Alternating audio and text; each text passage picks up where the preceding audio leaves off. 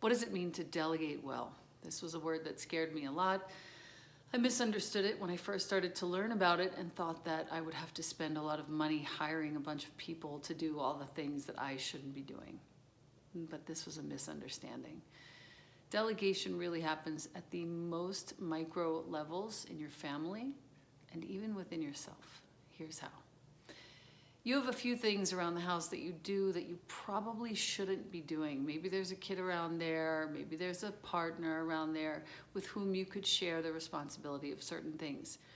Can you just sit with them when the thing is not top of mind and it's not a fraught moment, and start to share the responsibilities in your household if you have that luxury of having other people around? If you're by yourself, and this happens to me often, I find myself trying to get all these things done all at once, and I make myself crazy. And instead, I started to make a list for myself of the things that I need to do in this day that have to get done. Usually it's 3 to 5 things. And I give myself a sort of a timeline for each one. And it's almost like I'm delegating things to myself at certain times. By this time, you will have this done. And by this time, you'll have this done. So the pressure is off.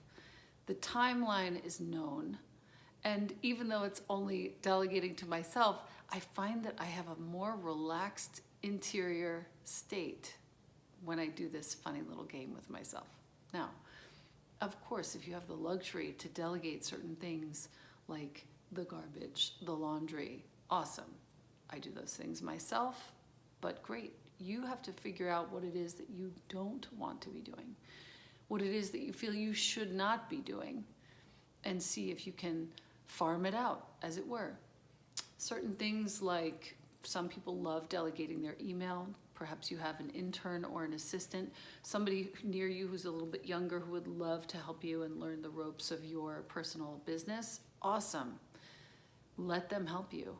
Give them small things to do, one thing at a time, so that they can be successful and you don't have to sit there and look over them all the time. It can just be one small thing at a time and teach them slowly.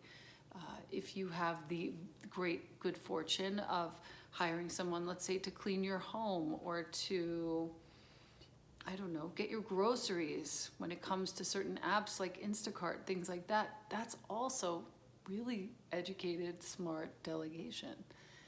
And if you have that luxury, cool, exercise it.